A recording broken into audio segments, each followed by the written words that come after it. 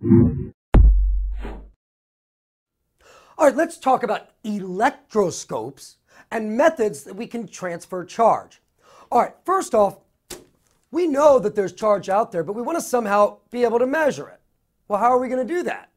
Well, we're going to use something called an electroscope.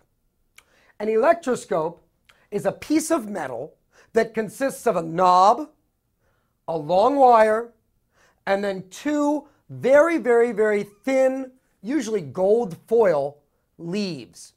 Okay? So these are all connected, they're all wire, and that's going to mean that charge can flow freely through them. All right, now, how does this work?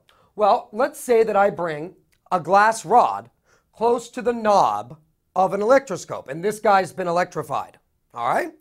Well, what's going to happen is this positive charge, it really likes the negative charge. Remember that positives attract negatives. Now, these positives can't go anywhere, so they're just kind of stuck. But the negative charges inside the conductor can all conspire to jump up to the knob.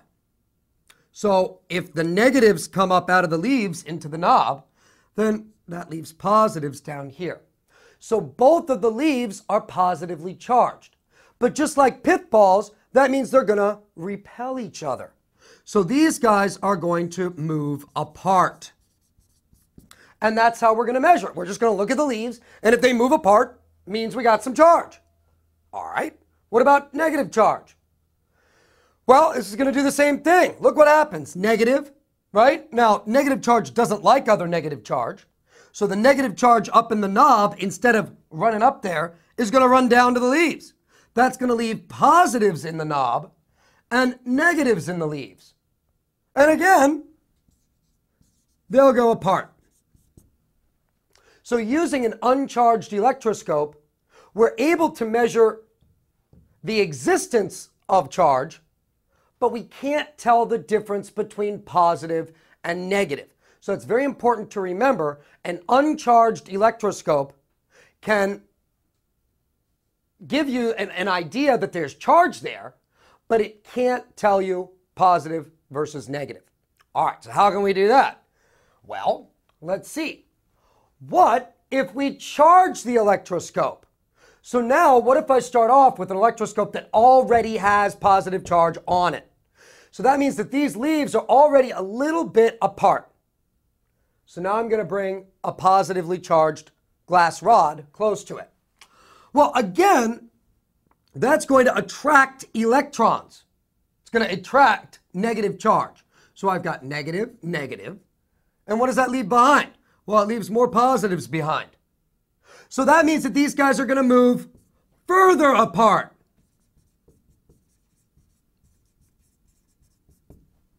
Okay, so that's the same thing that happened before with the uncharged electroscope.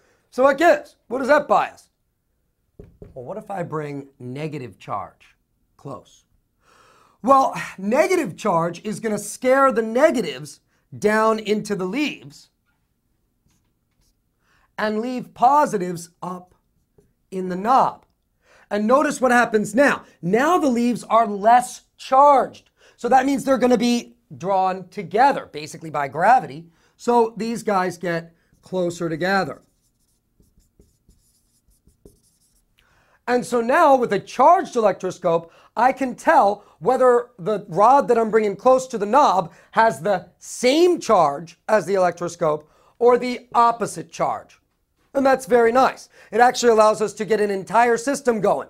Once we choose the glass rods are positively charged, then we can just hold them up to electroscopes, hold anything that's electrified up, and just see what happens. And we can tell whether that thing is positively charged or negatively charged.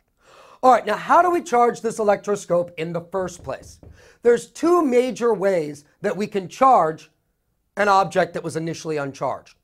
The first is conduction, and conduction is associated with taking something that's already charged and then touching it to something that's uncharged. Now, as I bring it closer, these positive charges are going to push all the positive charges over to the other side and the negative charges over there. So this is called polarized. I have polarized this material. All right, so now when I let them touch, some of the negatives are going to jump over. And then I pull them apart, and look what's left. He's positively charged. So that's charging by conduction. Charging by conduction is very, very, very simple. It gives you the same charge that you started off with, and it involves direct contact between the two things. All right? The other way is charging by induction. Now, this is somewhat different. So, again, I'm going to bring this rod close, but not touching, to the thing that I want to charge. All right? Again, I get negatives that congregate up here and positives that congregate down here. But now what I'm going to do is I'm going to take another object and I'm going to bring it close, and this guy's initially uncharged. And I'm going to bring it close to this guy that I want to charge.